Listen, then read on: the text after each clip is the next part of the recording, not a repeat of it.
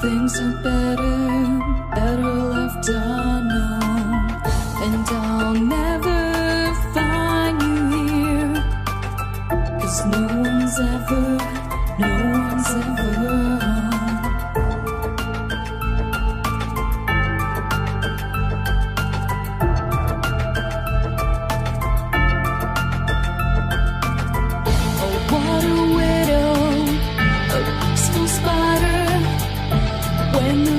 Is clean, she's a sneaky hider.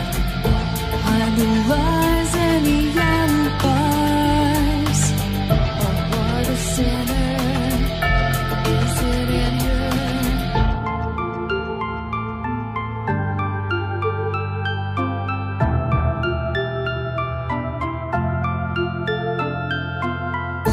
What's the truth in this riddle? Is love really just this simple? I can't seem to find my way in this world that never stays.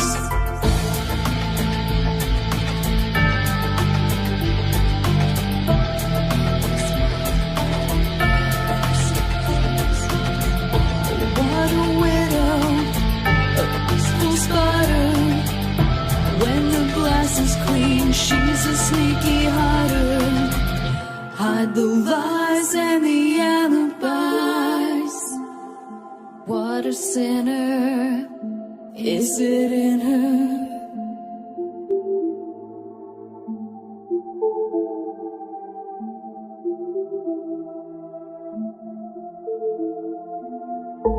Is this real?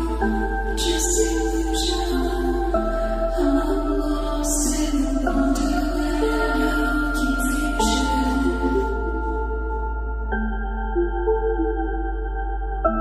I'm lost in the wonderland of confusion. Is this real or just illusion?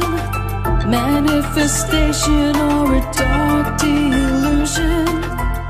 Is this real or just illusion? I'm lost in a wonderland of confusion.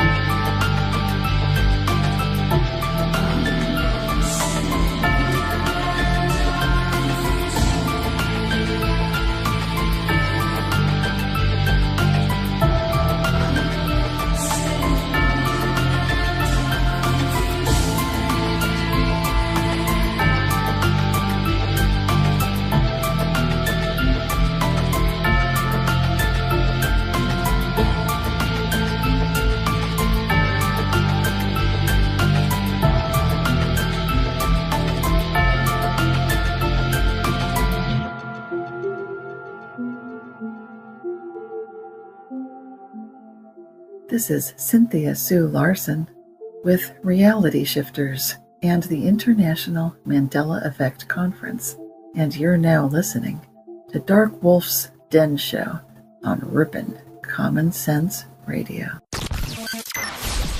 Rippin' Rabbit Hole is a community-driven radio. At times the community comments may reveal prejudices and other beliefs that we or our sponsors do not condone. Views or opinions expressed by the community, callers, or guests are those of the individual speaking and do not represent the views or opinions of this site. Rippin' Common Sense content is intended for mature audiences only. Enjoy.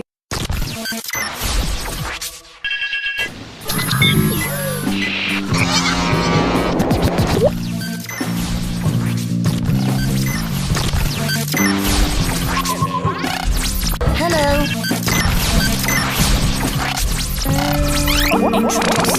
Lasers. Hello.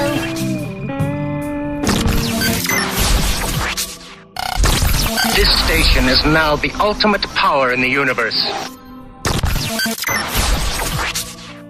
This is your man Meta, aka Propagate This Light, and you're now listening to DarkWolf's Den.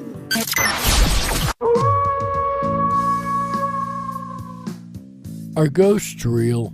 We had 1,000 hours of continuous communication with the spirit world. Does time travel actually exist? The laws of physics seem to be compatible with time machines. You know, sometimes I wonder about reincarnation, don't you? A 4-year-old boy in Adelaide, Australia, has told his parents that he used to be Britain's Princess Diana. What would happen if the world found out that aliens were real? I didn't say disclosure would be easy, but what is the alternative? To establish a space force as the 6th branch of the armed forces. We have so many questions and yet so little time, so to have you here, the pleasure is all mine. Coming to you from a secret mountain cave, hidden deep within the Idaho wilderness, this is the DarkWolf's Den Show.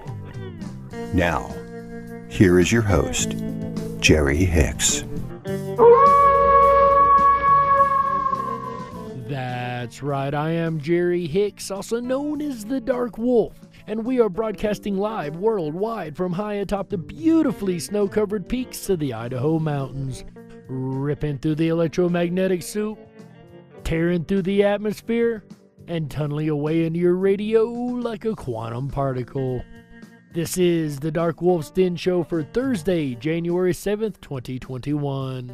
So whether you're on the edge of reality, the edge of the galaxy, or the edge of your seat, we're glad you chose us to be right there with you.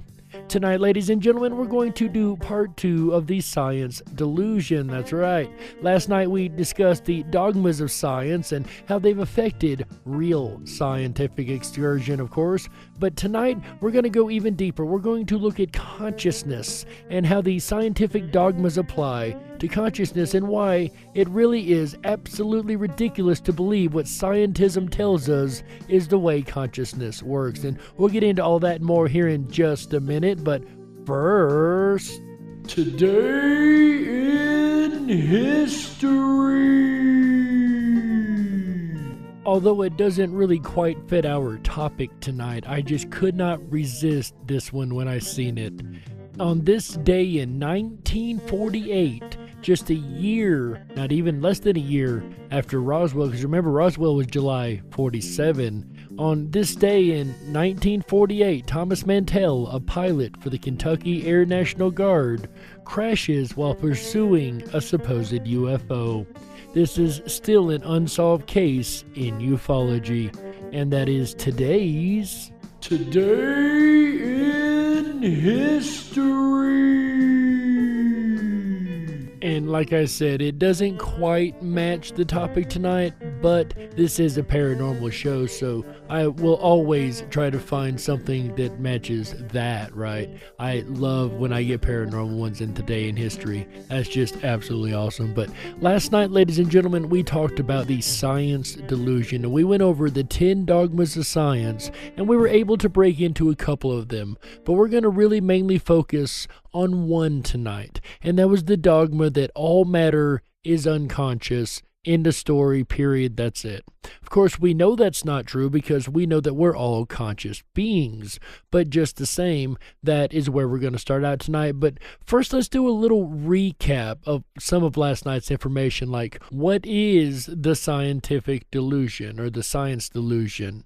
What does that actually mean, just in case you weren't here for last night's show? Ladies and gentlemen, I would like to welcome back Dr. Rupert Sheldrake. Dr. Sheldrake, can you give us a quick breakdown of what the science delusion is? The science delusion is the belief that science already understands the nature of reality in principle, leaving only the details to be filled in.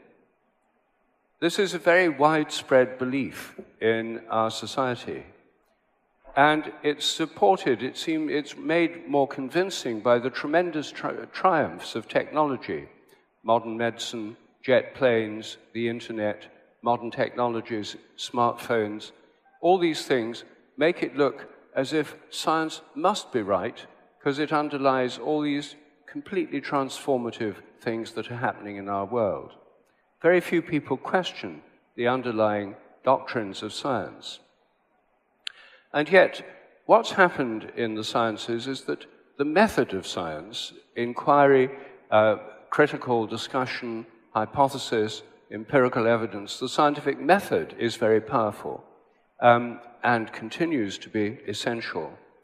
But the sciences have become trapped in a kind of dogmatic belief system or worldview, which has been in place since the late 19th century. It's not really science, it's a set of assumptions which are part of a philosophy of nature, the philosophy of materialism. The materialist philosophy says that matter is the only reality, and that everything's made of matter, and that matter is fundamentally unconscious. We live in an unconscious, machine-like universe. So that's the basic assumption of materialism. Which is what feeds and fuels the practice of the belief system called scientism.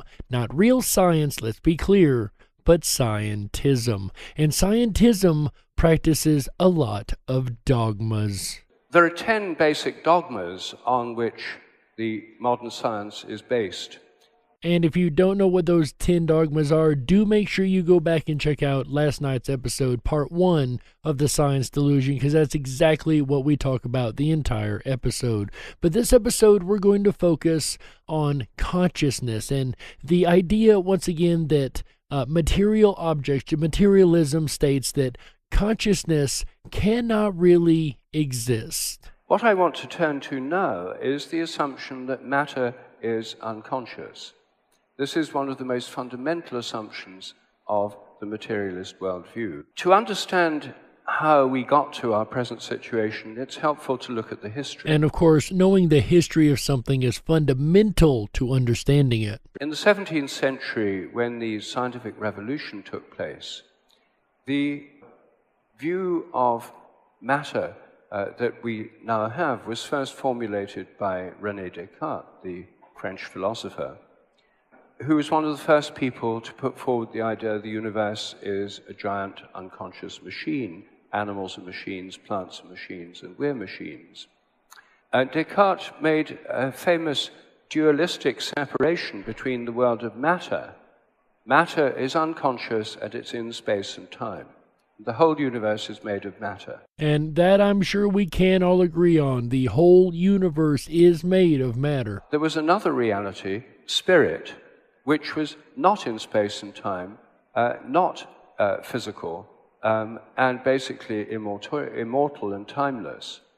And this was not part of the realm of science.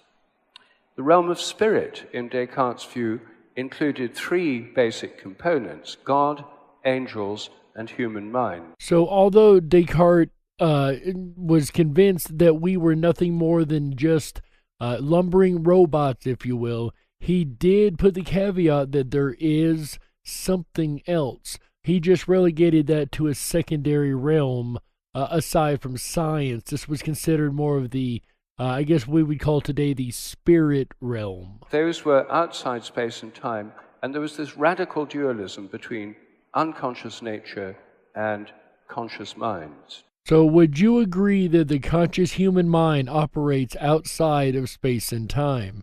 The physical body being within space and time, would you agree that the human mind is not necessarily, or the consciousness is not necessarily stuck just within the single space-time we know as reality? Put another way, do you think the human mind is separate from the brain, or do you think it's just a happy accident of nature? So this led to an extreme split. It meant that humans were totally different from all other animals, so it's okay to vivisect them or factory farm them because they're just machines, whereas we have this rational spirit. It led to a radical split between mind and body, because the mind is immaterial, the body is material, and nobody could explain how this immaterial spirit could influence the body. And it led to a radical split between the realms of science and religion. And this split between science and religion, of course, as we know, remains intact to this day. Religion got God, angels, and human minds together with human morality. Science got the entire physical universe, including human bodies and brains. And God was, as it were, withdrawn from the universe. The universe now became automatic machinery that worked by itself with no need for God. God's realm was confined just to human minds, angels, and the spiritual realm. And of course, removing God from the picture definitely makes the equations a lot easier, doesn't it? It doesn't necessarily make them correct, but it makes them a lot easier. If you can just relegate everything you don't understand to a whole nother realm that nobody understands, and just, focus on that which you can prove, then you've really relegated out at least half of reality. Half of reality that exists, admittedly, even as a scientist exists, but there's no way you can prove it, so there's no point in trying. This is totally different from the view in the Middle Ages, where God was within nature as well as beyond it, where all nature was alive. The whole universe had a kind of soul. The earth was a living organism. The philosophy of nature that gave us the great Gothic cathedrals of Europe was radically different from this mechanistic philosophy that we've grown so used to. And of course, you still hear these ideas today that everything is conscious, the entire universe is conscious. Now it's relegated to the realm of New Age, but it's really not all that New Age. It's the coming back of an idea that God exists in every little thing, every little particle, every little bit of everything has the existence or the consciousness of God within it. There's even the idea that we are all one consciousness, that we are the splitting of God into individual to have a conscious experience in a 3D realm. Of course, once again, once you start talking like that, everybody says, oh, you're talking New Age stuff now. No, it not necessarily is New Age. It's just new for this age. In the 19th century, a lot of people thought we don't want two things, matter and spirit. Two's too many. We just want one thing. Some philosophers said spirit's the only reality. That's the idealist school of philosophy. But many philosophers said, no, matter's the only reality. There's no such thing as spirit. God and angels simply don't exist. And human consciousness is just something to do with the brain. So at one stroke, they shifted the philosophy from dualism to materialism, mechanistic materialism, the current orthodoxy of science. It has been since the late 19th century. So again, even Descartes admitted there was spirit. There was something else to the human existence. There was a consciousness that couldn't be explained by physical means. And then, like he said, in the 19th century, it all got relegated down into one thing, which is our modern version of science, or scientism, and the idea or belief system that we're all just hard living matter, and the consciousness is a happy accident of the brain, which you'll never convince me of, because as we learned last night, scientists depends on the belief that you give us one miracle and we'll work the rest out. So this here, of course, the miracle being consciousness itself, and it's just now a problem of brain science. It's somewhere in the brain that the consciousness is found. And of course, when we couldn't find the seat of consciousness, a physical seat of consciousness per se, in the brain, or any physical spot where proves that you are alive or not, or conscious or not alive necessarily, but proves whether or not you're conscious, the only thing they can find is brain patterns. So according to modern scientism now, the brain is the only thing that makes consciousness. Consciousness is just a happy accident of the brain. Although this doesn't go very far in explaining why we all have our own unique consciousnesses and our own unique thoughts and way we do things, because if we're lumbering robots, we're all Frankensteins, we should be programmed pretty well the exact same way, one would think, and the exact same instincts, the exact same everything. However, we all know that is not the case. And got rid of God and angels, the whole spiritual realm. All spirits disappeared. But human consciousness remained. And in my personal opinion, you start talking about spirit as far as like ghosts go, right? So human spirit and human consciousness, in my opinion, are one and the same. As we've seen in many a ghost cases, the spirit of the person, the personality, the way the person reacted and interacted with the world stays intact, even in the afterlife or in the ghost scenarios. So, in my opinion, a spirit or ghost is just as well as to say the consciousness of a person. And the continued existence of human consciousness is what is causing this mechanistic materialist worldview to break up. It's happening before our very eyes. Because for decades, scientists just ignored consciousness. They didn't think or talk about it. They assumed it was nothing but brain activity. So all you need to do is just look at brains and study nervous systems in more detail, and finally you'll understand consciousness. And as we know, this particular belief system has really turned up nil and has led to no discoveries as far as what causes consciousness. It has just led to a new dogmatic paradigm that states that the human brain causes consciousness. It's all a happy accident, and that's that. However, like the doc said, we are seeing scientism finally starting to crack a little bit. Although they've been doubling down in the last couple of years on us, they really are scared and running scared because they know what their belief system is failing, and it is failing horribly. They're not able to point to the brain and tell you this is where your memory is, this is where your consciousness is, this is where this, and that happens. They can't do it. They can look at brain waves and tell you that something is wrong. And yes, different malfunctioning brains will cause different issues in a personality. Won't disagree there. However, it is, in my opinion, like the proxy of a internet connection to a computer, right? If the computer is messed up and is not reading the data right, the output's not going to be right. The signal coming in to the computer would be the consciousness, the computer being like the human brain, by proxy accepting the internet or accepting the consciousness.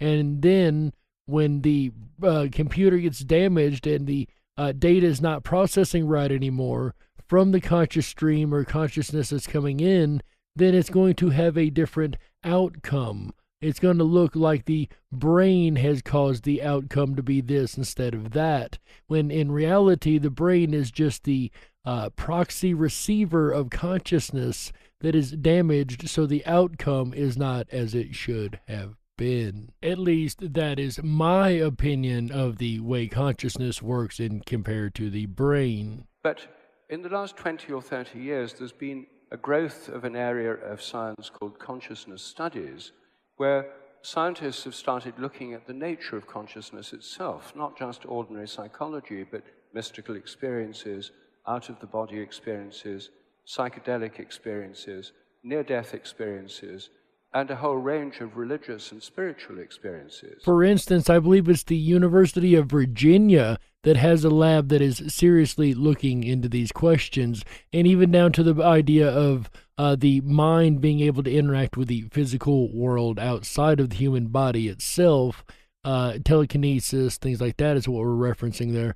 But we're going to go over a lot of that this month, from NDE to OBE to telekinesis to a lot of different things that, once again, we know they exist. We know they are part of brain activity to some degree. We know that they are consciously connected. They are mysteries of consciousness that we know exist, yet we can't answer. And luckily, there are finally universities and serious academic colleges and academic societies that are looking into the idea of a consciousness that can't necessarily be relegated to a matter or particle of any type. Meanwhile, there's been an enormous growth of spiritual practices like meditation, in which many people are doing practices which deal with the very basis of consciousness itself. And I can definitely second that. I have seen a large rise in people who are doing meditation and yoga and meditative practices, you know. And I'm sure we all know somebody who practices yoga, right? But yeah, meditation is definitely on the rise. And whether or not it's been helpful to humankind is yet to be determined. But then again, just because something isn't flowers and rainbows doesn't mean it isn't good, right? So the situation has changed, and there's now a debate about consciousness. Is it just the brain?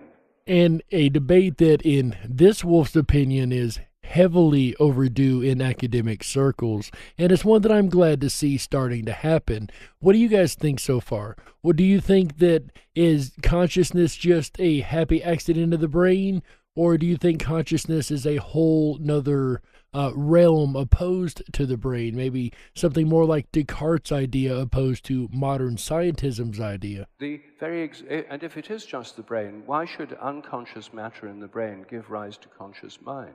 Another question that I fully agree with, because how can unconscious matter suddenly give rise to a conscious mind? You can't put a stack of wood together and they become conscious. You can't put a stack of rocks together and they become consciousness, at least not that we recognize as consciousness. So what makes it so different that a bunch of matter with electricity running through it would create what we know as consciousness? And I have to agree with the point that there ought not be consciousness in non-physical matter. However, we know very well that it does exist, so there must be another explanation for it, because we know that unconscious matter can't just suddenly create consciousness. That's why in the philosophy of mind, the very existence of human consciousness is called the hard problem. It's the hard problem because you cannot solve this problem within materialist terms. So with all the money, time, and effort that has been put into trying to understand consciousness in the brain, and a lot recently as the development of AI has grown and trying to recreate consciousness in an artificial intelligent form, we've learned that there's something else going on. You can put metal together all day long and program it, and it can pretend it's conscious, but it's really not. And here's another question that I always come back to is, can you prove that you are conscious? No, you can explain to me what it feels like to be conscious. You can tell me what you think. You can tell me that you know you're conscious because you breathe, or you know you're conscious because you think, or you're aware of yourself. But could a computer pass the Turing test, or the test of having a conversation with a human and the human not being able to work out whether it's a computer or a human? Does that make it conscious? Just because it can mimic consciousness, it can tell you the same things that I can tell you to try to prove I'm conscious, still it would not have true consciousness. And there's no real way to define consciousness, is it? There's no more way to say that I'm conscious because of this than there is to say that I'm not conscious because of same thing. And just like I said yesterday, there's no way to prove that you're not a brain 1,000 years from now in a jar having a simulated conscious experience of reality as we know it. There's no way to say that you are, and there's no way to say that you are not. There's no way to prove one is conscious opposed to fake consciousness. In artificial intelligence, again, for instance, you wouldn't be able to tell the difference between one or the other as far as questioning are they conscious, but we know that an artificial intelligence is not consciousness. However, humans definitely have conscious. Some materialist philosophers of mind argue that consciousness doesn't really exist. It ought not to exist in a materialist world, and in fact, it doesn't exist. Or if it does, it doesn't do anything. It's just a kind of epiphenomenon of what goes on in our brains, like a kind of shadow that doesn't do anything. Or, as some of them suggest, that consciousness is an illusion produced by brains. It's just a happy accident. It's just an illusion. Consciousness doesn't really exist. You're not really conscious. Your brain is just tricking you into believing that you're conscious, right? Of course, I think that is absolute bollocks and do not in any way whatsoever agree with that. I don't think that by any means consciousness is a happy accident of the brain. I also don't believe it is an illusion of the brain, just caused by a bunch of neurons firing just ever so. Because if that were the case, it would be a, 1 in a million chance that it would arise, not that it could be repeated over and over and over 700 million billion quadrillion times in every single human. So ignoring it or just trying to explain it away as an accident of the brain or just a happy illusion is not going to fix the problem at all. It merely tries to sweep it back under the rug. Because remember, the only way these guys know how to do science is to literally fix the numbers, not necessarily make them correct. They just have to be fixed, and there's no way you can fix that when it comes to the question of consciousness. Consciousness in the materialist worldview, like Dr. Sheldrake said a moment ago, becomes a really hard problem. Thus, it's called the hard problem of consciousness, or the hard problem of science. The trouble with that, of course, is it doesn't solve the problem, because illusion is a mode of consciousness.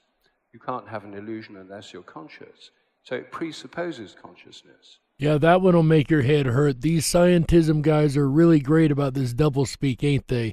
Like their other dogmas referencing themselves. This presupposes consciousness to say that consciousness is an illusion to begin with and can't exist, even though it presupposes the idea of being an illusion, because illusion is a state of consciousness. You have to be conscious to see an illusion, to experience an illusion. So once again, they've done nothing but a bunch of doublespeak. So this debate has gone round and round in circles around the hard problem. And one of the things that has happened is that some materialist philosophers have said, okay, we've got to get a way out of this, and the best way out of it is to abandon old-style materialism and adopt a philosophy called panpsychism. Now, I find panpsychism to be an incredibly intriguing worldview, or even a scientific view. Check this out. Pan means everywhere. Psyche means mind or soul or spirit or mind or soul. So pan being all or everything, and psyche being mind or soul. The idea that everything, everything in nature has a mind or a soul or a consciousness. And so the idea is that there's some kind of mind, even in electrons or atoms, that everything in nature has not just bodies, but some kind of mind. So everything down to the smallest of the smallest atoms have some kind of mind or consciousness to them. That is the idea here anyway. And it's not exactly the most far-fetched idea. And therefore, the emergence of consciousness in humans is not a difference of kind, something totally different emerging from inanimate machinery, but a difference of degree, a more complex form of consciousness emerging from less complex forms of consciousness. Or the idea that the consciousness evolves from a small bit up through the electrons, neutrons, protons to the atoms to the human, so on and so forth. And perhaps it is the brain activity that allows that consciousness to be portrayed into the real world. As we know, you don't have tables talking to you, and we don't have stones talking to you. However, it could very well be that they hold just as much consciousness as we do, just not an expression thereof. Whereas humans, animals, plants, things like that have more of a expression of consciousness because of the electromagnetic fields that govern them. This philosophy of panpsychism is not new. It's basically a modern version of what used to be called animism, the belief that there are psyches or souls throughout nature. Philosophy in Christian Europe in the Middle Ages was essentially animist. The philosophy of Aristotle, modified by St. Thomas Aquinas, taught that all animals have souls, all plants have souls. The soul is the form of the body. And in fact, the word animal in English and in Latin comes from the Latin word anima, which means soul. And once again, the soul or consciousness, just like Dr. Sheldrake is kind of implying here, is that the idea that soul and consciousness are one and the same, words that should be used absolutely interchangeable. And we do see almost a mindful reaction in plants. As a matter of fact, a very mindful reaction in plants. The smells they give off are actually screams. Did you know that? When you're mowing the lawn, that smell of fresh cut grass is the grass screaming with a chemical signal. It is a conscious decision made by the grass. I know that sounds crazy, but that's exactly what is going on, believe it or not. But Speaking of going on, ladies and gentlemen, we need to go on a network break right here, and we will be back with more of Dr. Rupert Sheldrake and the Science Delusion, the Mysteries of Consciousness, right after this message. Don't you touch that dial. We gotta stoke the fires and run off the men in black.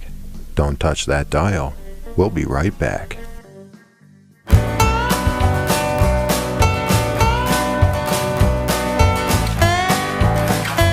Hi everyone, it's AJ, the Rippin' Rabbit. Are you enjoying the program so far? I know I am. If you haven't done so already, please make sure to thumb up that video, hit that subscribe button, and ring that bell. You'll get our notifications every time we go live.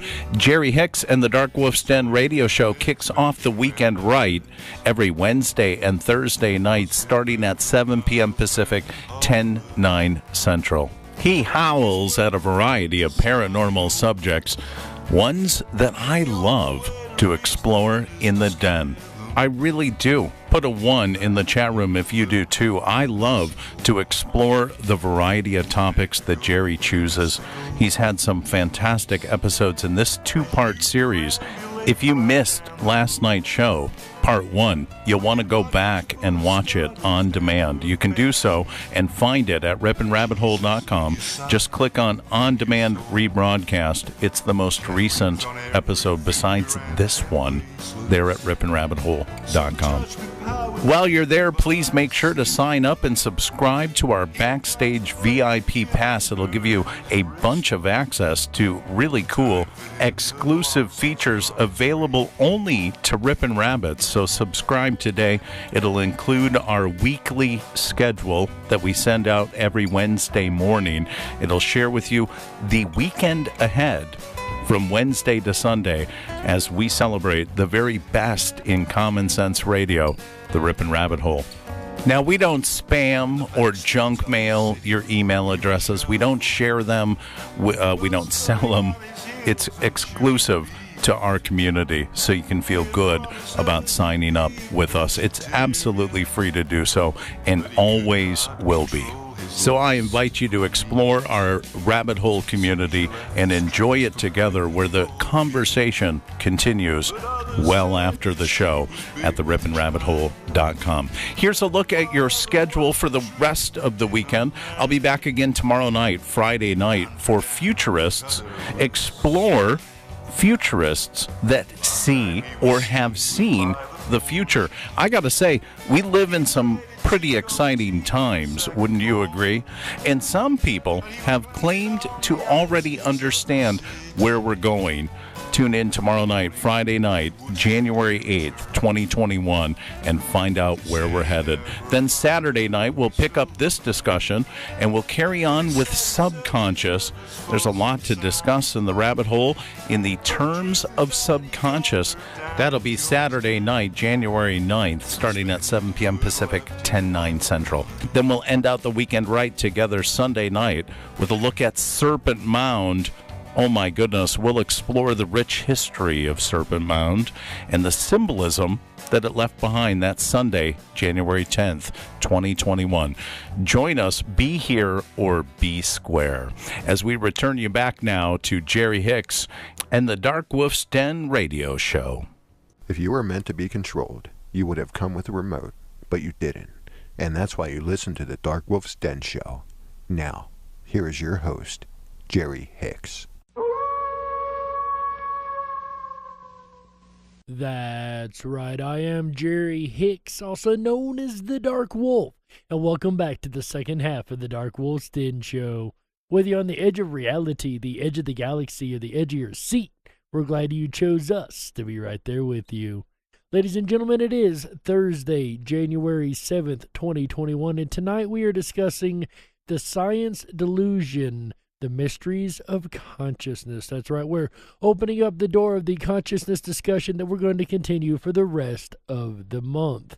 But before we jump back into the topic, if you guys haven't done it already, make sure you jump over to the ripinrabbithole.com. That is RIPONRABBITHOLE.com. darkwolfsden.com. That's right, we have completely redesigned it for 2021. It is the Rippin' Rabbit Hole 2.0. And the Dark Wolf's Den Show has their own group page over there. Make sure you check that out. We've even got our own forum for discussion and chat room and the whole 9 yards. So if you wanted to discuss more of the Dark Wolf's Den Show or even have some suggestions for show ideas, make sure you drop by there and drop us a line. You're also going to find the Common Sense University. We have that for a free trial right now, and you can go learn a course on motivation. That's right, you'll be able to learn how to motivate yourself to reinvent yourself in 2021. That's right, it's a wonderful course, guys. I've went through a good portion of it myself, and I have really enjoyed the information. Speaking of enjoying the information, I've also enjoyed the information tonight of our speaker, the same one we heard from last night, Dr. Rupert Sheldrake. And in the first half of the show, we covered the different ideas of materialism and why there's no way that materialism could be right as far as the consciousness only being present in the brain, right? If it was only present in the brain, there would be so many things that just would not exist, from ghosts and spirits all the way to telekinesis, OBEs, NDEs, that's out-of-body experiences, near-death experiences, for those who don't know. All these things would be impossible if the brain was just the creating the illusion of consciousness. And another problem the Scientism had that I just have to bring back up because I think it's hilarious.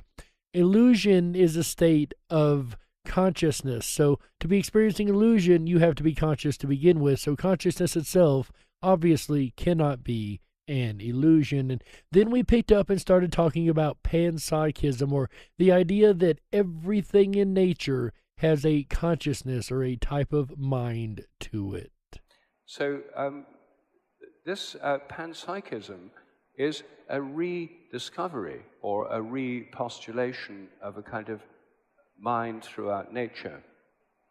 There were two famous panpsychist philosophers in the 17th century, both of them reacting against Descartes. One was Leibniz, who suggested that all self-organizing units have bodies and minds, that each reflects the universe from its own point of view. He called them monads. A self-organizing unit, one could think of like a seed, or even all the way up to the size of a human, right? It is by nature put together. It is self-organized. It already knows how to put itself together, if you will. The matter knows how to be created in such a way that looks like whatever it may be. And the idea is it was doing this because of the function of the mind of the particles involved. The other was Spinoza, who thought that the whole of nature was essentially the body of God, and God was the mind of nature. It was a kind of pantheist philosophy. Once again, you hear this in more New Age circles, the idea that we are just different versions of the consciousness of God having a human experience, like I mentioned earlier. This goes right along the lines of panpsychism. We are all part of a one mind, a single mind. And that's not too far off from what has been experienced as far as the Obermind or Ubermind. The idea that there's this consciousness, this conscious, I don't want to say void, just this conscious cloud, if you will, for lack of better terms, to give a visual representation to which all human consciousnesses are connected. And we've seen different things like calculus being created by two different people on two different sides of the world who had no contact, but it was done at the exact same time. And we've seen this many times with many different things like movies. A lot of times there will be two different movies that come out at the exact same time that have almost the exact same plot line. And the directors usually didn't know that the other one was actually being created at the time. There's many, many, many examples of people getting the same idea at the exact same time at different places in the world, and other ones not knowing that they did not have that independent idea, that it could have come from a overmind, or this idea that the once again the mind is connected, or the consciousness is connected to a super consciousness that controls all things. And the idea even could extend to the entire universe, and under the fundamental strings that is considered in string theory could actually be a conscious entity, if you will, or a consciousness of the universe of which all things spring forward from. And that's an idea that I presented at the Mandela Effect conference last year, and one that I still believe could very well be true. The most interesting animist or panpsychist philosopher in the 20th century was Alfred North Whitehead, who was writing in the 1920s, a British philosopher, who talked in terms of the philosophy of organism. The universe is not a machine, it's an organism. And it amazes me, and never fails to amaze me, that the fact that we asked one question, what is consciousness, that we've ended up all of a sudden becoming philosophers and studying philosophy. So intriguing indeed, but the idea that it could be a great big amoeba, if you will, the universe itself, one giant organism, although an amoeba being a one-celled organism, perhaps everything inside of it, all of us, everything, is existing within a bigger creature. And the idea is a little bit of an old one. It's not exactly a newer idea, but it is an intriguing one just the same. We are conscious because the organism in which we reside is conscious. This organism, in this case, being the universe. Whitehead was a mathematician as well as a philosopher, and was one of the first people to appreciate how radical quantum theory was. In the 1920s, he got it. Most people took decades to get what a radical break this was from traditional physics. And quantum theory, that's another one that has definitely made it much harder for the materialist to explain what is going on, especially since when you get down to the level of the quantum size, everything turns on its nose. The laws of the big and the laws of the little are not the same, and yet we find that they interact just fine. And science is still to this day trying to figure out exactly what drives the quantum world. Quantum theory says that electrons and atoms and protons are not just little bits of stuff. They're not solid bits of matter like small billiard balls. They're waves. They're waves. They're processes in time. And a wave cannot exist at an instant because it takes time to wave. It can't exist at a point in space because it takes space to wave in. You cannot have an instantaneous wave. That's at root the reason for the uncertainty principle in quantum mechanics. All right, you guys still with us so far? So the electron, the neutron, the proton, they're all a wave function, or just a wave in time. It takes time for the wave to make a crest and a trough, a top and a bottom. If you take a snapshot, while it's moving, you're going to get a dot, right? It's going to look like a single dot, a particle, as we would call it. But it's just a snapshot in time of a wave that is steady moving. Whitehead realized that if electrons and protons and atoms were waves, they were processes in time. They were processes, not things. And if they were processes, they had a past and a future. That was going from the past towards the future. What we call the arrow of time. He then came up with an extremely interesting idea, which still hasn't been fully worked out. It's just begun to be discussed again. And that is that this nature of matter as time, in time, gives us a new way of thinking about the relation of mind and body. You remember in the beginning of the episode, we spoke about, or the doctor spoke about, the fact that matter is in time. That was Descartes' theory, right? Matter is in time, and spirit is outside of time. That was what Descartes was talking about when it got divided into the ideas of spirituality versus science. And, we heard earlier, science got the world and all the physical objects and the brain and the human body. And then the other side, the religion, got God, angels, and the human mind. So this dualist philosophy may have actually not been very far off from the reality of the situation. Or, to be fair, I should say the possible realities of the situation. old views of mind and body relationship are that the mind's somehow inside and the body and the outer world are out there. We talk about the inner life and the outer world. These are spatial metaphors. As I heard Jason Christopher once eloquently put it, it's like we are a thing trapped inside of a body, a meat suit, looking out through its eyes and interacting through its senses. But we are not the body. You know, we can't tear a body open and find the spirit, but we all know that we are not our bodies, right? We all feel that we are something that's kind of locked into this meat suit or locked into this body for a short period of time.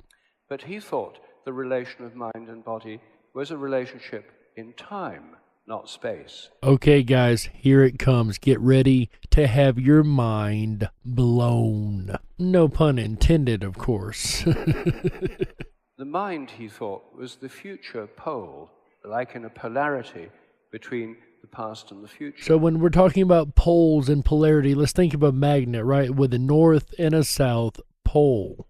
Except for we're going to replace the north and the south with two different elements. That's going to be mind and body. The mind was the future pole, and the body is the past pole. The mind is concerned with possibilities, and these possibilities are not actual because they don't become actual until there's a decision. I'm sure actually a lot of you are pretty familiar with quantum theory, especially if you've looked into the Mandela effect.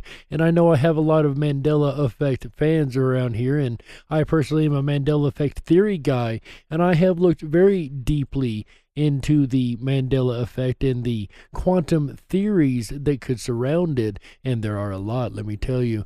But when you look at things like the double slit experiment, you find the consciousness affecting reality, at least to a degree, right? And the idea is that the consciousness collapses the wave function into a one-point decision, so it's either A or B. But it's an infinite list of possibilities until such time that it is collapsed by the consciousness. Now, this would really go a long way to explain why the double slit experiment works and why it is affected by consciousness that is looking at it. So we know the sea of possibilities that shrink down into one wave is the collapsing of the wave function in quantum physics. And one of them becomes actual. As soon as it becomes actual, it's measurable, it's a fact, but it's in the past. For example, in the case of an electron, if you want to know what an electron will do, you work out the Schrödinger equation of quantum mechanics, which tells you all the possible things that electron could do. It's a description of possibilities. That's like the mind of the electron. It's got all these possible things. When the electron interacts with a physical measuring instrument or with a photographic film or an atom or molecule, when it interacts with anything, these possibilities collapse down and become an actual action. This is sometimes called the collapse of the wave function. I think he explained it just a little more eloquently than I was able to. These possibilities collapse down and become an observable fact. But that's instantly in the past. And now a new set of possibilities open up. Now, our minds are like that too. Our minds are concerned, our conscious minds are arenas of possibility. Our conscious minds are arenas of possibility. Thoughts, images, plans, intentions are possibilities in our minds. Dreams are a kind of possibility too. I would say dreams are right on the edge of really collapsing a wave function into reality. Remember, guys, stay awake, but always dare to dream, right? A lot of our conscious activity is considering alternative possibilities and choosing among them. For example, all of us chose to be here tonight. The fact we're here now, we made that decision and put it into practice, means it's an observable, objective fact that we're in this room. We can be seen, measured, photographed, etc. And equally, each one of you made a conscious choice to be here with us tonight on Rippin' Common Sense Radio. And we can't tell you how sincerely we appreciate that. There was a time when were making up our minds, we could have done other things. We could have been elsewhere this evening. There were other possibilities for this evening. But when we made the decision among all those possibilities to do this one, then this is what happens. It's an observable fact, but it's now in the past. And our minds are opening again to new possibilities, which, after all, is what this talk is about. And the perpetual cycle carries on. So the role of consciousness is about choice and possibility. Our habits are largely unconscious because we don't need to make choices. So this idea of mind-body relations gives us a completely different view of the way nature works. The mental causation is a stream of causation working from the future towards the past, whereas physical causation of the kind we're familiar with from physics works from the past towards the future. Again, in the Middle Ages, in the philosophy of St. Thomas Aquinas and in the philosophy of Aristotle, to explain everything, you had to have not just the physical cause and the matter of which something's made, you also had to have the goal or the intention towards which something was attracted. Everything in nature was attracted towards a goal, according to Aristotle. A growing animal or plant is attracted towards the goal of reaching its mature form. A hungry dog is attracted towards the goal of eating some meat, finding a bone. It's goal-directed behavior. And this wolf's goal is to fill you guys every week with mind-blowing information that opens up your consciousness. And this purposive or teleological activity involves a kind of stream of causation from a virtual future towards the present. So this way of thinking about the mind fits with a quite sophisticated and well-developed philosophy, which has been rejected in favor of the mechanistic theory of just matter and energy, but which makes much more sense of mind and consciousness. Pretty much any theory is better than what the scientism guys have thrown us, that it's just a happy accident of the brain. I want to turn now to the doctrine that the mind is nothing but the activity of the brain. Because what this doctrine tells us is that our minds are just inside our heads. It's all in the brain. Instead, I think that it makes more sense to think of minds as being like fields, which are spread out in space and time. And I personally think this idea of the mind being spread out as a field in space and time actually makes a lot more sense, because every other part of nature we have found has a field connected to it. The most commonly known, of course, is the electromagnetic field. We're used to the idea of a magnet being a physical object with an invisible field around it, a region of influence, the magnetic field.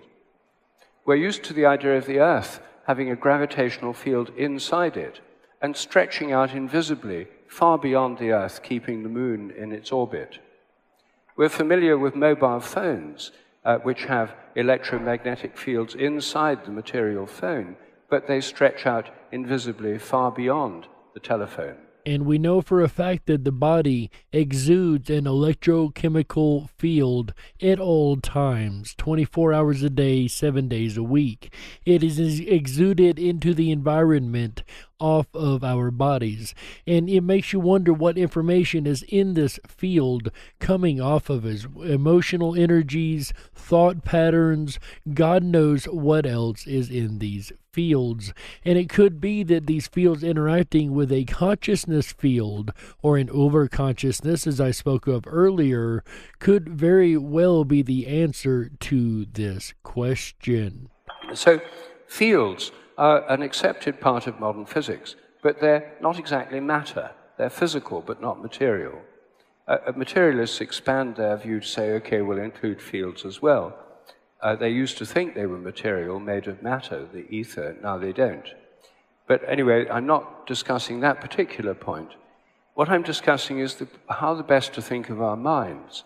Are they just material things, like mechanical systems, just based on contact? Or are they field-like systems which means they could stretch out far beyond our brains, just like many purely physical systems like magnets and mobile phones do.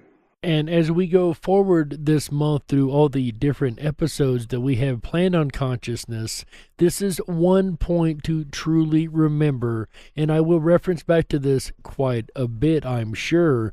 That is the fact that there is the possibility that the brain or the mind, I'm going to say brain, it's not the brain, the mind interacts with the reality around it just as well as it reacts with the human brain. Consciousness could literally be a field that interacts with everything. This would explain OBEs. It would make a case for NDEs. It would make a case for telekinesis, psychokinesis, all of it. It would make a lot more sense if this were the case. Well, I think they stretch out beyond our brains. I think our minds are extended far beyond our brains. The easiest way to understand this is to think about the nature of vision. What happens when you see me standing here now? You all know the standard answer. Light's reflected from me, it goes through the electromagnetic field, enters your eyes, goes through the lens, inverted images on your retinas, changes in the cone cells, impulses up the optic nerve, and activity in various regions of the brain. And we now know which regions become active in more detail than ever before, thanks to brain scanners. Which most materialists, when it comes to this argument, are quick to point to the fact that you can do a lot of things and see the brain activity light up in different places. And that goes back to what I said in the first half, how I believe the brain is like a proxy instrument, and the consciousness coming in is causing these different areas to light up, in my opinion. But does that explain vision? Well, no, it doesn't. It just describes what happens in the brain when you're seeing something. It doesn't explain why you're conscious of what you see. There's nothing in neurophysiology that tells you this is conscious. It doesn't tell you that why you're conscious of what you see, and that, in fact, is an aspect of the hard problem. Consciousness itself is unexplained. But the second question is the one I want to focus on. Where is this happening? When you see me now, where is your image of me? The official view is that it's inside your brain. All your thoughts, all your experience is inside your head. Like a great big hallucination. Another happy accident, right? Another brilliant illusion. So somewhere inside your head there's a little Rupert looking just like me, but it's in your head. Everything you're seeing in this room is inside your head. If you look at the stars at night, the stars you're seeing in the sky, the experience of those stars is inside your head. Your skull is beyond the stars. That is the official worldview taken to its logical conclusion. Which honestly sounds more than a little ridiculous to me, because I can't think of them ever opening up a brain and finding a replica of the real world inside. So I doubt that there's a little Rupert or a little Jerry in your brain standing there talking, or there's a little TV that you're watching, or a little cell phone that you're listening to is on, whatever the case may be. I do not believe that your surroundings are literally in your brain. However, there is an alternative to this idea. Doc? What I'd like to suggest is something so simple that it's hard to understand. And that is that your image of what you see is where it seems to be. Your image of me is located right here. It's in your mind, but it's not inside your brain. Everything you see is being projected out to where it seems to be. It's a projection. It's a kind of virtual reality projection created by your mind, depending on the activity of the brain and on what comes into the eyes. But it's not inside the brain. You don't have a little three-dimensional virtual reality display inside your head. No one's ever seen one there, but the official view is that's what's going on. What I'm suggesting is this projection, this three-dimensional colored world you're experiencing is projected out to where things are. Sometimes it's projected to where they are not, and then you're having an illusion or a hallucination. But fortunately, those are rare. None of us would survive long if we were living entirely in a hallucinatory world. But that does remind me of something that I always come back to when discussing reality and the difference between my reality and your reality, for instance. And the idea has been suggested, not tonight here, but the idea that I've heard before has been suggested that the reality is all of what we are perceiving. So if I have schizophrenia and I see things, I hallucinate things like a dragon, to me, that dragon is just as real as my voice talking to you right now, or the monitor screen you're looking at, or the cell phone you're holding. It's just as real to me as it is anything else. Even though you can't see the dragon in front of me, I can. And the physiology of my body is going to react as if I were looking at a real dragon. So it's just as much about the perception as the environment. Your mind reaches out to project a kind of visual field to what you're seeing. So every one of you, as I look at you, are images in my mind which is projecting out to you where you are. Now, is this just a philosophical view? Well, it is a philosophical view. It's how Plato thought vision worked. It's how Euclid thought that vision worked. And in fact, Euclid was the first person to explain how mirrors work. He showed that if we project things out, just like I'm saying, the great Greek geometer said, if we project things out, when we look in a mirror, because these are mental projections, they go straight through the glass. They're not physical. They don't bounce off the mirror. They go straight through. That's why you see everything behind the mirror, what science calls virtual images. They're projected. Every time you look at anything in a mirror, you're seeing your own projections. That's what you're seeing. It's still the official theory of mirrors, although it doesn't fit very well with the mind as in the brain theory.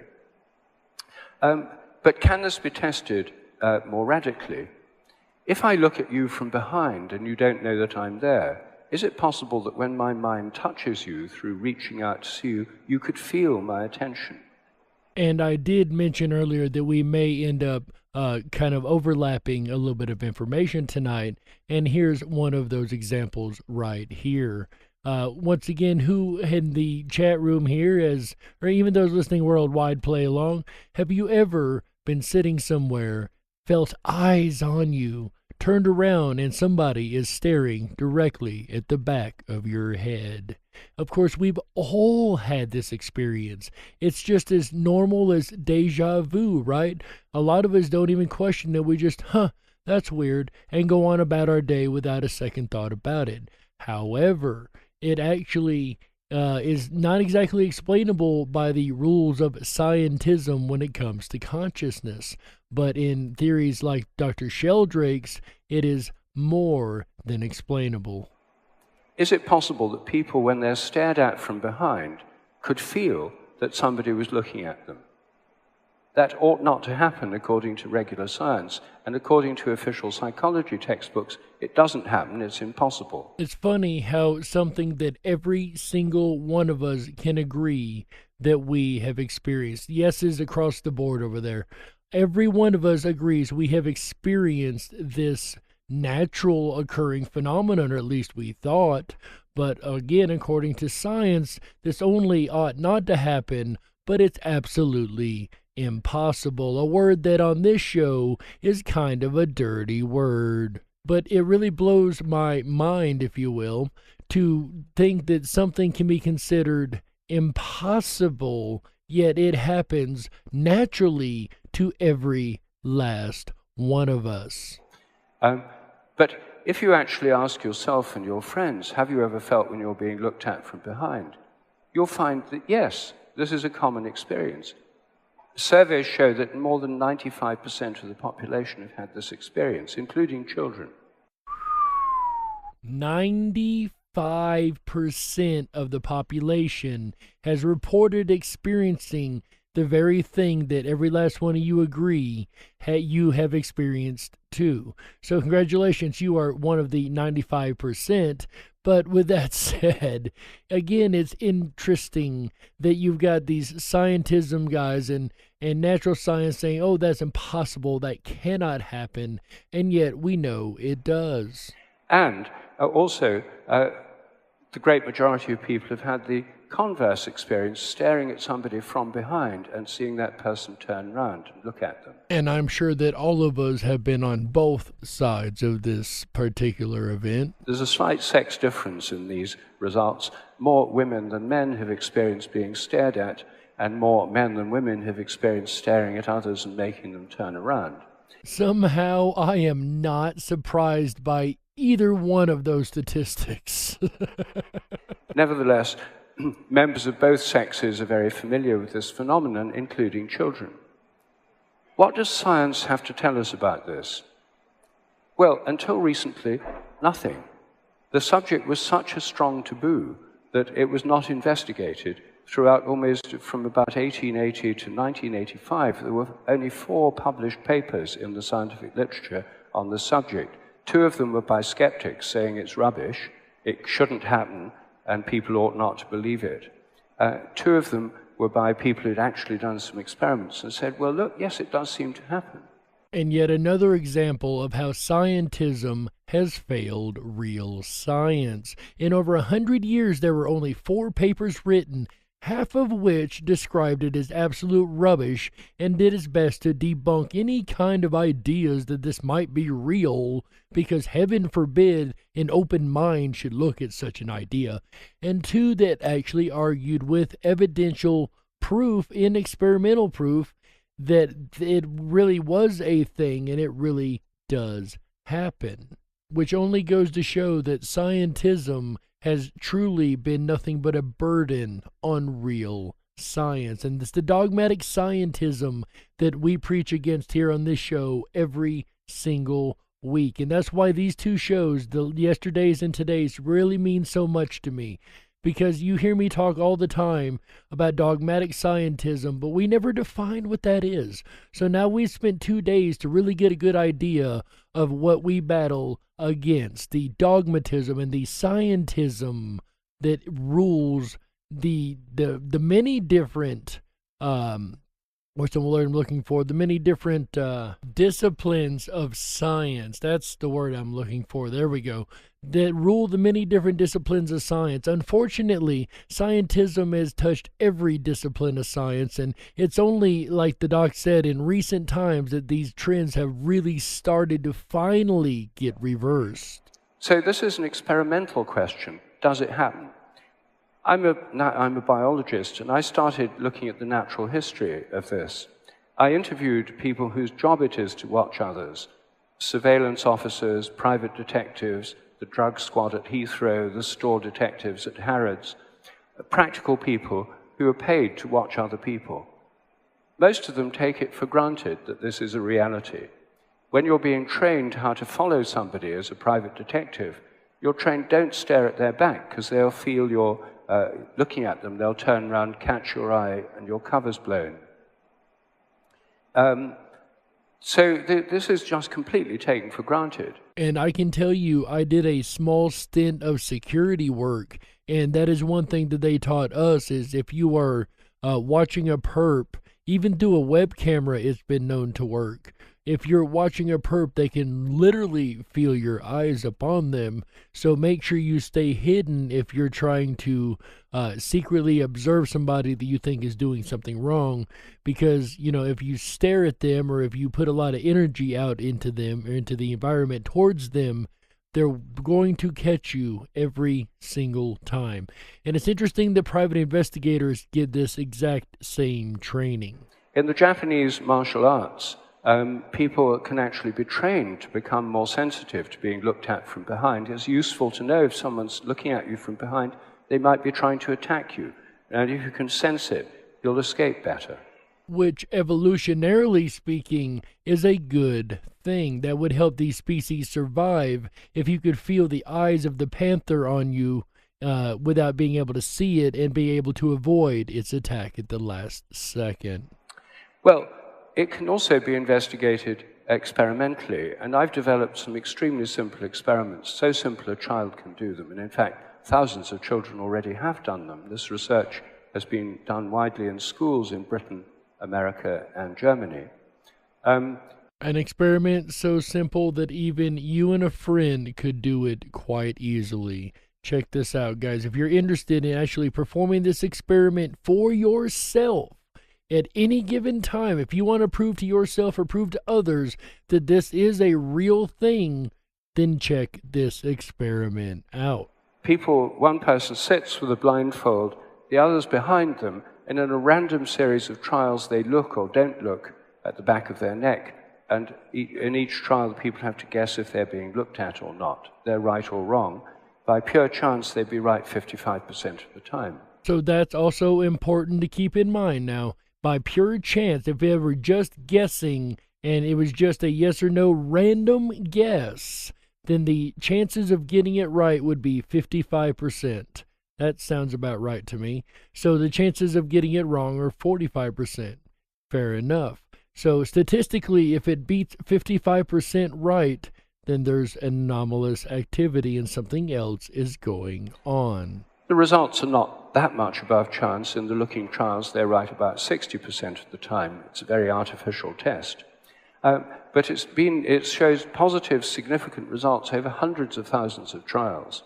I would actually call a 5% raise when it comes statistically speaking to something like this, especially that's supposed to be considered, paranormal phenomenon and impossible to be. The fact it can be repetitively repeated over hundreds of thousands of trials and the statistical significance still stays high, that does definitely say to me that there's something else going on, that we have this extrasensory ability that science says we cannot actually have. Then again, scientism, let's be clear, not science, not real science says that, but scientism. But again, these are the same guys that say that your consciousness is just fake and illusion too. So take their information now with a grain of salt from here out, right? These are also the same guys that fixed the constants of the universe. Keep that one in mind too. An experiment of this kind has been running in the Amsterdam Science Museum for the last 20 years, one of the biggest experiments ever conducted. And it shows overwhelming statistical evidence that this really happens.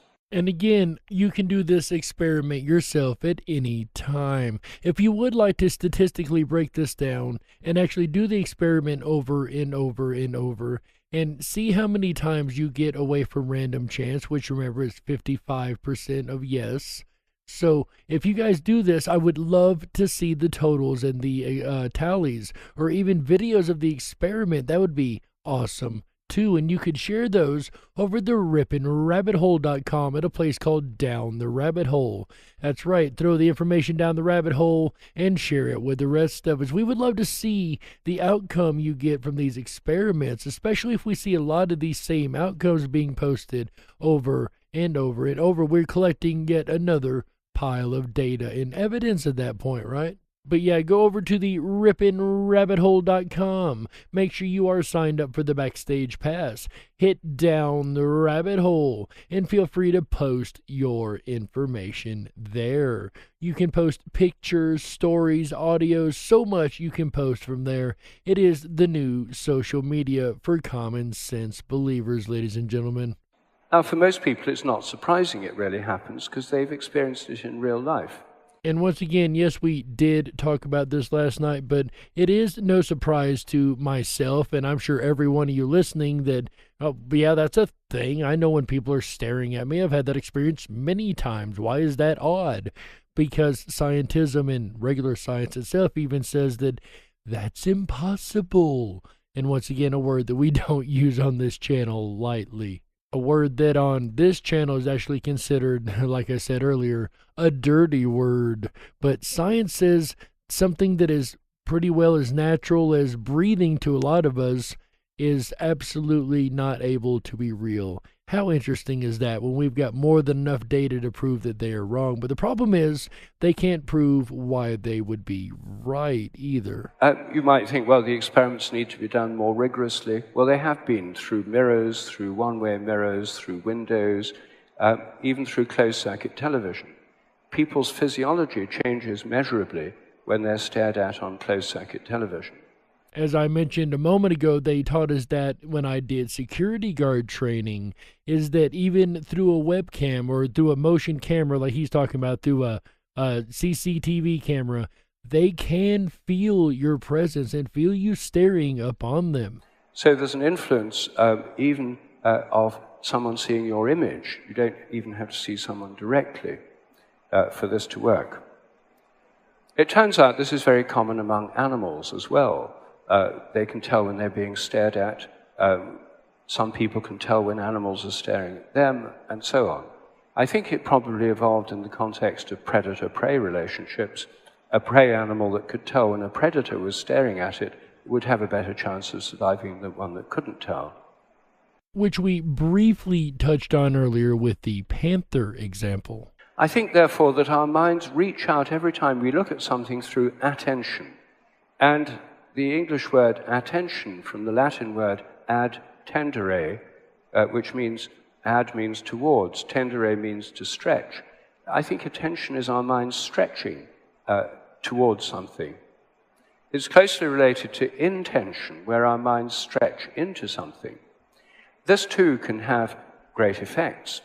If I think about you and I want to get in touch with you, and I really need to talk to you, my intention is to telephone you, and I have the intention to call you. I go to my telephone, I dial your number, I try and call you, and quite often you might have the experience, you suddenly start thinking about me for no apparent reason, and then say, that's funny, I was just thinking about you when you rang.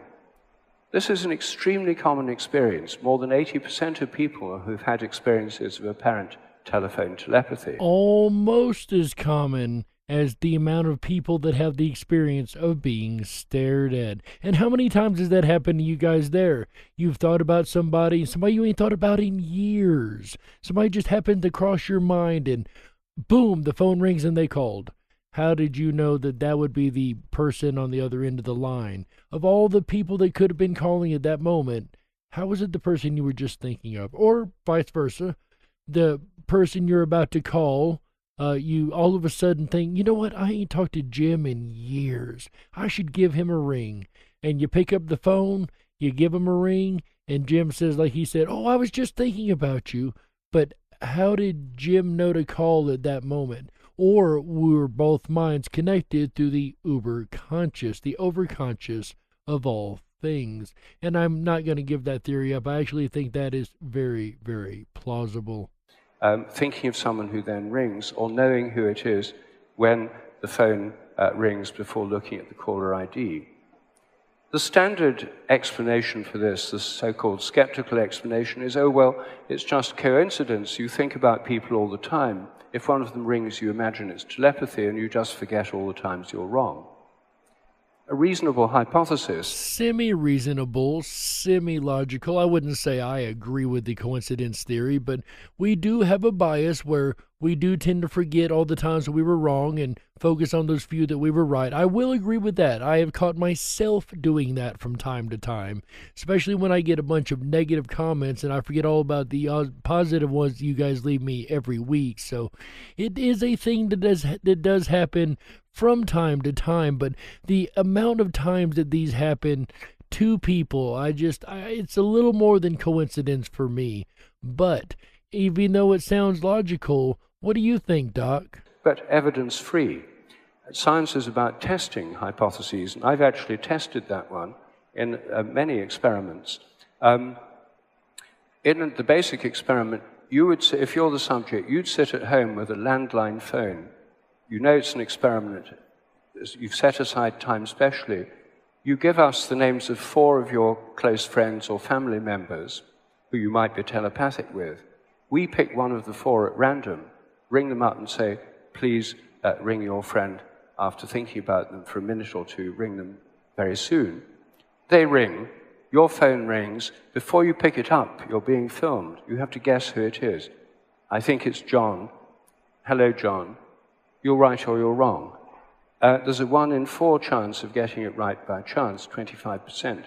In these tests, the hit rate is about 45%. It's massively significant statistically. It's artificial test. People aren't right every time, but much, much more significantly than chance.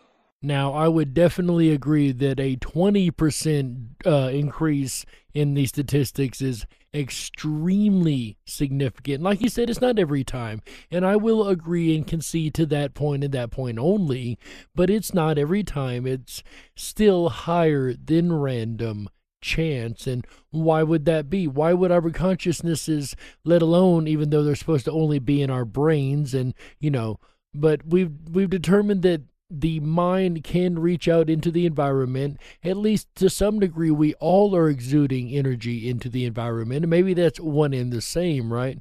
But with that said, it is possible that is what is going on here, is the energy exuded is strong enough to signal the other person. And perhaps we're even talking on a quantum entanglement level, because these people at times could be far across the world from each other.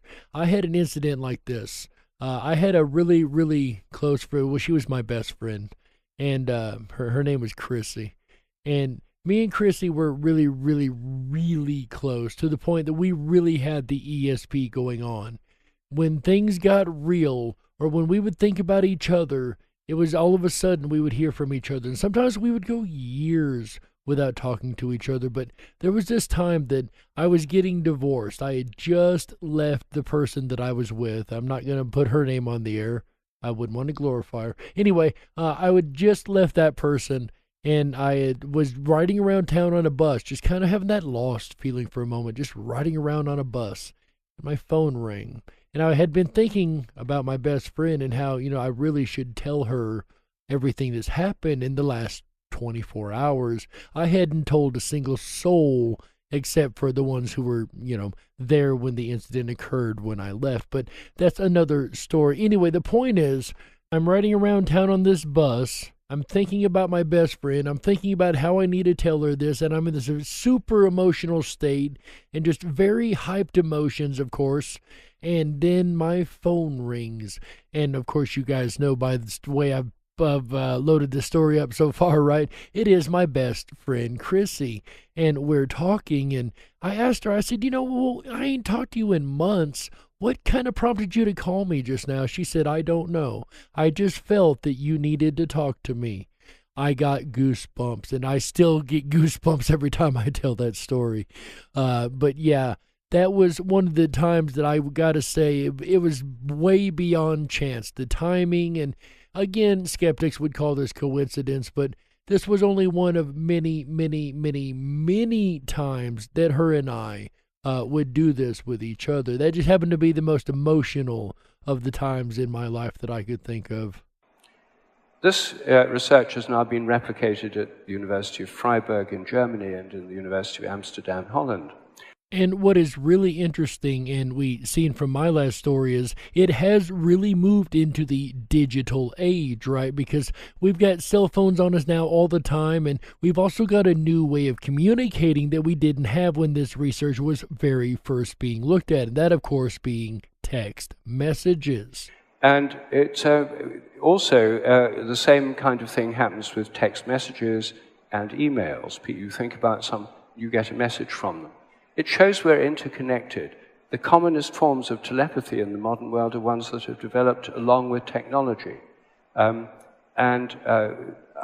help to emphasize, and they're happening more than they've ever happened before, because people spend so much time using telephones nowadays. Guys, I just had an interesting thought. So thinking about the idea of fields, once again, fields of the mind being surrounding the environment, and then the electromagnetic fields, right? Well, we're carrying around an electromagnetic field generator, basically. It generates large electromagnetic fields. I'm not talking about our heart, I'm talking about our cell phone, actually.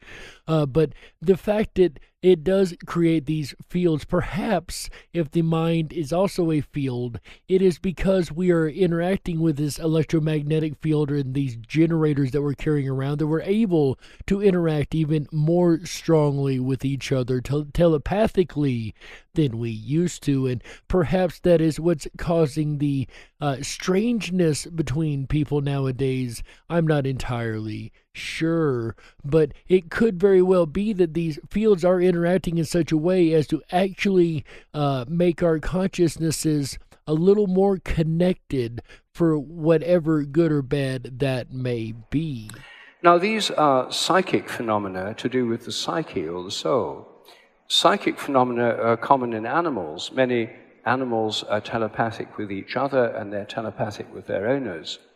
I wrote a whole book called Dogs That Know When Their Owners Are Coming Home, about dogs, cats, and other animals which are telepathic with their owners. I know the Mandela Effect community are huge cat lovers, but regardless if it's a cat or a dog or a rabbit or even a hamster, right? Have you had evidence where you are telepathic connected with that animal? Like, you know the dog is looking at you, or you know what the dog wants right off the top, or I don't know, just have you had those moments where you've telepathically connected with your pet? Like there was a conversation going on between you two that both of you understood and not a word was spoken? I mean, I've had interesting interactions with pets like that. Like I'll look at the dog and I kind of know what he's thinking, and oh, okay, let's go get some food and he'll be ready to eat, or whatever the case may be. But have you guys had that experience? Go ahead and put a 1 in the chat room if you had the experience of thinking that you are possibly telepathically communicating with your pets. And go ahead and put a 2 if you think that that's not possible. There's no way you could be communicating with pets. And put a 3 if you're just kind of on the fence either way and really don't know either way or haven't had that kind of experience and aren't going to judge those that claim they have. Many people have found this, and I've shown that it's not just chance. When people come at random times in unfamiliar vehicles, animals can still know. We have all this on film. You can see films of these experiments on my website. So I think psychic phenomena show the mind is extended in space, to some extent in time as well, because we have precognitive dreams sometimes. But these are like horizontal connections. They're connections to other people and to animals. These are not spiritual phenomena, they're psychic phenomena. There's a distinction between these realms.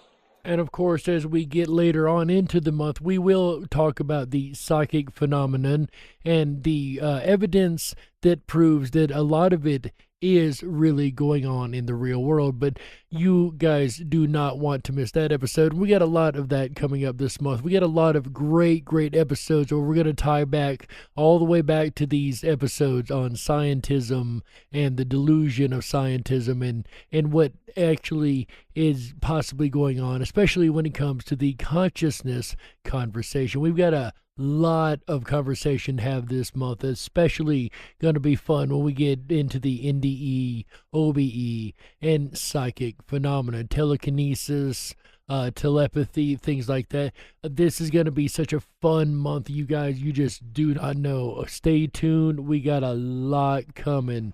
I myself think our minds are also open to spiritual phenomena, to the influence of the spiritual realm, which comes through spiritual practices, through prayer, through spontaneous mystical experiences, and is what religions and spiritual practices are all about.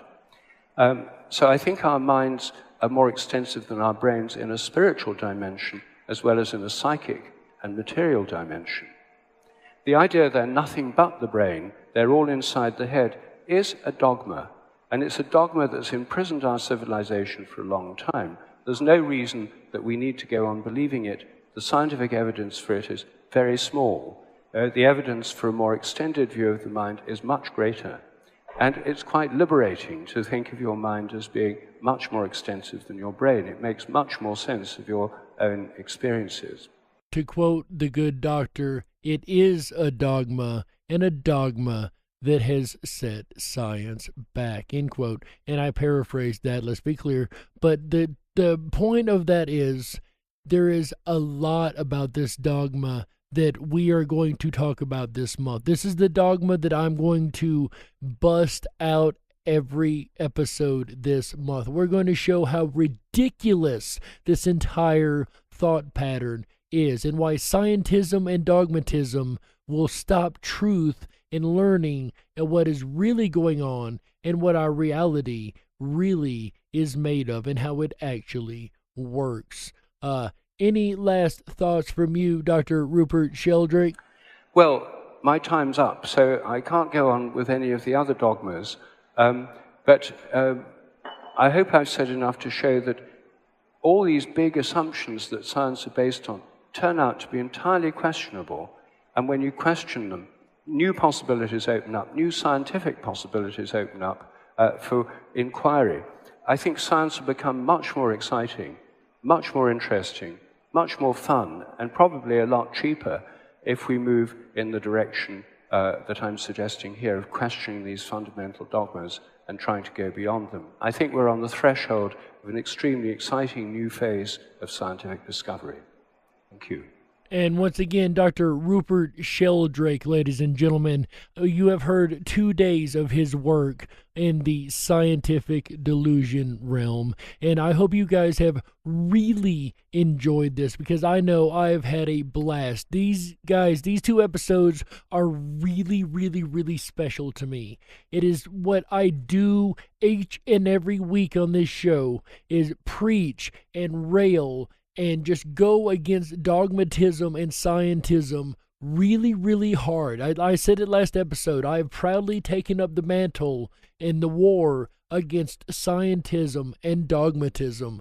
And as we're going to hear through the rest of this month, especially when it comes to the conversation of consciousness, this is a dogma that is really kind of trying to ruin extra research that should have been going on for a very long time. And now in modern day, we can finally have open-mindedness and start to get some of this research going. And like the doc said, it will reinvigorate those who are not interested in science. It will bring about new discoveries and make everything exciting when it comes to science, scientifically speaking anyway. Not everybody enjoys science, but for those that do, it will make it a much more exciting field again. And his point about question everything. I cannot say that enough. I cannot say that enough.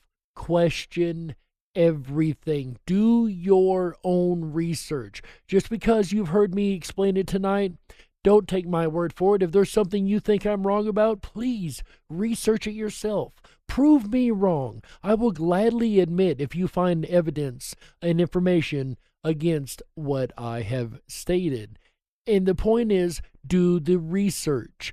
Prove that I'm right or I'm wrong, or that even you're right or you're wrong. If there's one thing I can preach throughout 2021, it will be, besides preaching against dogmatic scientism, of course, will be to do your own research. Question everybody, question everything. Now, don't be so skeptical that you don't believe anything. At some point, you're going to have to draw a hard line and say, I do believe that, or I don't believe this. But at least be open-minded, right?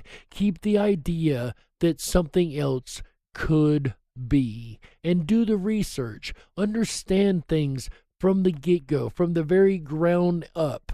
And, show yourself why you could be right or could be wrong. But either way, you've done the research. And again, these shows are so special to me because I've got a chance to actually talk about what I always reference pretty much in every single show. I've had a 2-day weekend to explain to you guys why I do what I do, especially with the paranormal, because these dogmas really reach into the lines of the paranormal a lot. And it's these dogmas that we fight against, and these scientism preachers that we fight against, this belief system that says that what we're doing is impossible and insane, and we know there's evidence to the contrary. That is what we do here, ladies and gentlemen. We explore the paranormal with common sense. And there's one thing we've talked about for 2 days now. It is truly common sense against dogmatism, against belief systems, against things that science and reality says cannot be. That's why we do this show for you, to get that information out there and show that the mainstream information is not always, and I would say rarely ever, is it right, ladies and gentlemen. But what do you think? What do you guys think that consciousness really is just all in the brain? Do you think that this dogma is actually a good thing and it could be right? And maybe I'm wrong for, calling it out and railing against it. Do you think that any dogma is actually good, though? Or do you think that there is something else going on? There is a second side of the world, a magic side that if you choose to follow the belief system of scientism, you'll never get to see unless you have an open mind. Or do you believe that consciousness is just a happy accident of the brain and we're all just a bunch of bumbling, juggling robots dancing around to the electrical impulses that make us who we are? I tend not to believe that. I tend to believe that the spirit is extensive outside of the body, and I'm going to spend the rest of this month trying to prove that to you, ladies and gentlemen. But when it comes to the mysterious case of dogmatic scientism versus the mysteries of consciousness, in the end, you be the judge. We got to close it out. That's right, that's it for this episode of the Darkwolf's Den Show for Thursday, January 7th, 2021. So whether you're on the edge of reality, the edge of the galaxy, or the edge of your seat, we're glad you chose us to be right there with you. The den may be closing this weekend, ladies and gentlemen, but don't you worry, we will be back next Wednesday and Thursday, 7 p.m. Pacific, 10/9 Central, with an all-new episode of the Darkwolf's Den Show. But in the meantime, make sure you guys come back Friday through Sunday over on the Rippin' Rabbit Hole YouTube channel for AJ the Rippin' Rabbit's Rippin' Rabbit Hole live show. That's right. Our buddy AJ takes to the airwaves every Friday, Saturday, and Sunday at 7 p.m. Pacific, 10/9 Central, to bring you a lot of amazing information. That's right, ladies and gentlemen, and I happen to know what he's going to be talking about this weekend. That's right. Tomorrow night, Saturday, January 8th, 2021, he's going to be talking about futurists. That's right. We did a show on futurism a little while back, and we heard from a couple futurists about things that were supposed to be in our futures today that never made it. What kind of crazy and amazingly wild things are futurists of today talking about for tomorrow? Make sure you guys tune in Friday night to hear about that. And then on Saturday night, AJ the Rippin' Rabbit will be back at 7 p.m. Pacific, 10/9 Central on January 9th, 2021 to talk about the subconscious. That's right. We've opened up the door to the discussion of the consciousness, and AJ is going to pick up the ball and continue on Saturday night with the discussion on the subconscious. There's so much left unexplained and so many mysteries that I'm sure he will explore. Then on Sunday, January 10th, 2020, which also would have been my father's birthday, interestingly enough. I'm sorry, January 10th, 2021. That's right, it's a new year, ladies and gentlemen. I keep forgetting that. Are you remembering to write it on your checks? I'm having a hard time with it. Anyway, ladies and gentlemen, on Sunday, January 10th, 2021, AJ the Rippin' Rabbit will return to the airwaves one more time for a look at the Serpent Mound. That's right, the Ohio River Valley has a lot of interesting mounds, and the most interesting, of course, and the most well-known would be the Serpent Mound. I can't wait to see what evidence he's dug up for that one, ladies and gentlemen. That's going to round out the weekend here on Rippin' Common Sense Radio. But the weekend fun doesn't have to stop. That's right, you can go over to the Rippin' Rabbit Hole. That is RIPPONRABBITHOLE.com. That's right. Over there you're going to find the 24/7 Backstage Lounge, my favorite hangout, of course. Make sure you've signed up for the Backstage Pass to join us in the VIP. That's right. Then, while you're over there, make sure you drop down the rabbit hole and check out what's going on the wall. That is our new version of social media, ladies and gentlemen. We've got a brand new style of setup over the Rippin' Rabbit Hole. That is Rippin' Rabbit Hole 2.0, and down the rabbit hole is like your classic social media before things got as crazy as things have gotten. That's right. If you want a new social media system that works for you, make sure you go down the rabbit hole and join the other Rippin' Rabbits, because for the conversation for you guys here worldwide is about to end, but for the Rippin' Rabbits, the conversation always continues down the rabbit hole. That's right. Make sure you join us over there every day, 24/7. It's open. We'll be glad to have you along for the ride. Ladies and gentlemen, quick shout out to the 26 countries in which we are broadcasting worldwide every night, 5 nights a week, as well as 24/7 on the radio player over at rippinrabbithole.com. And a huge shout out to Ripon, Wisconsin, and everybody listening over there. We love having you guys also over in the chat room, ladies and gentlemen. Do make sure you hit that like button, hit that subscribe button if you haven't already. We'd really appreciate having you guys along for the ride, and also make sure you click that notification bell, because you won't get the messages every time we go live unless you do, and we really appreciate every last one of you guys here. So with that said, ladies and gentlemen, on behalf of Walt House, Chick Mandela Effect, Michael Musco, AJ the Rippin' Rabbit, and everybody involved in Rippin' Common Sense Radio, we thank you for being here, and remember, until next time, ladies and gentlemen, stay awake, but dare to dream. Good night, everybody. How yeah.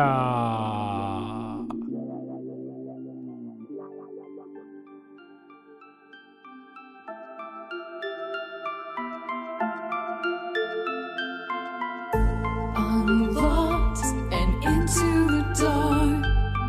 Some things are better left unknown. And I'll never find you here, 'cause no one's ever home.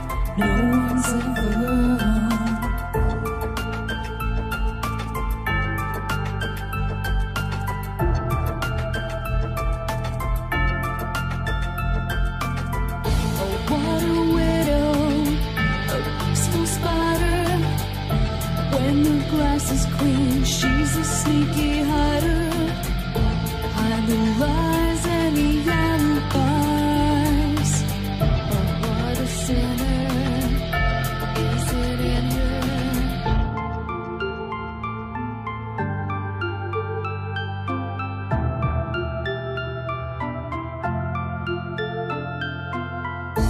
What's the truth in this riddle? Is love really just this simple? I can't seem to find my way in this world that never stays.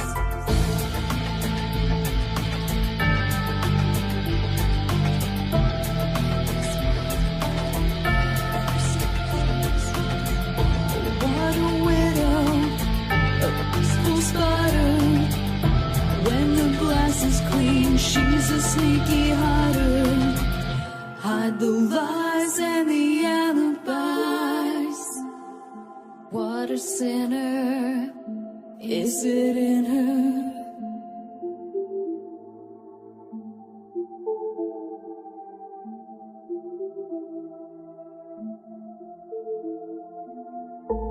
Is this real? Just illusion. I'm lost in wonderland of confusion.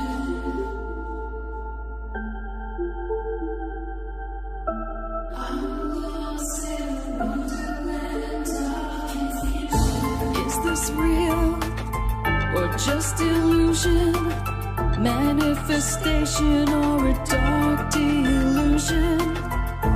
Is this real or just illusion? I'm lost in a wonderland of confusion.